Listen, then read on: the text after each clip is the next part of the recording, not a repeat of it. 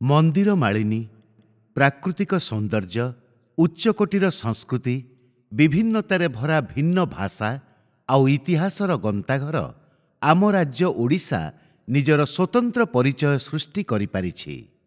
ବିଶ୍ୱ ଦରବାରରେ ଅତି ପରିଚିତ ଆମର କାଳିଆ ସାଆନ୍ତ କୋଟି ବ୍ରହ୍ମାଣ୍ଡର ଠାକୁର ଖାଲି ଓଡ଼ିଆମାନଙ୍କର ନୁହେଁ, ବରଂ ସାରା ବିଶ୍ୱବାସୀଙ୍କର ଗର୍ବ ଆଉ ଗୌରବ ପାଲଟିଛନ୍ତି। ଲୁଚି ଯାଉଥିବା ମାନଚିତ୍ରରେ ଓଡ଼ିଶା ବର୍ତ୍ତମାନ ମୁଣ୍ଡ ଟେକି ଛିଡ଼ା ହୋଇପାରିଛି।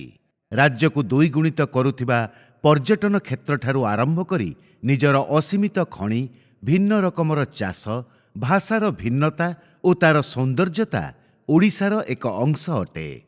ଏହାର ଊର୍ଦ୍ଧ୍ୱରେ ବର୍ତ୍ତମାନ ଗଢ଼ି ଉଠିଛି ଅର୍ଥନୀତିକୁ ସୁଦୃଢ଼ କରୁଥିବା ଲୋକକୌଶଳ, ଯାହା ଭବିଷ୍ୟତରେ ରାଜ୍ୟକୁ ଆହୁରି ଆଗକୁ ନେବାରେ ସହାୟ ହେବ।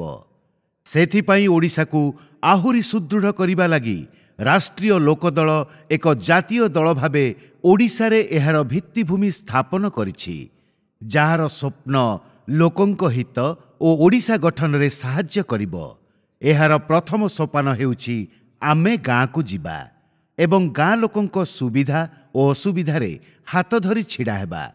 କେବଳ ଜନସମ୍ପର୍କ ଆମର ଉଦ୍ଦେଶ୍ୟ ନୁହେଁ, ସଂସ୍କୃତି ପରମ୍ପରାର ପରିଚୟ ଦେଉଥିବା ଗାଁର ଶିଶୁ, ମହିଳା, ଯୁବକ, ଛାତ୍ରଛାତ୍ରୀ ଓ ବୃଦ୍ଧମାନଙ୍କର ସମସ୍ୟାକୁ ଦୂର କରିବା ହେଉଛି ଆମର ମୂଳ ଲକ୍ଷ୍ୟ।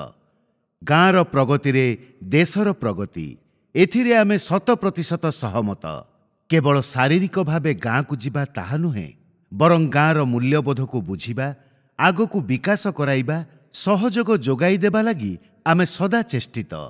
ସେଥିପାଇଁ ଚାଲନ୍ତୁ ହାତରେ ହାତ ମିଶାଇ ଦକ୍ଷତାର ସହ ଏହି ବିକାଶର ଦିଗରେ ଚିନ୍ତା ଆରମ୍ଭ କରିବା, ଯାହା ଆମକୁ ଆଗକୁ ଯିବାରେ ପ୍ରେରଣା ପ୍ରଦାନ କରିବ।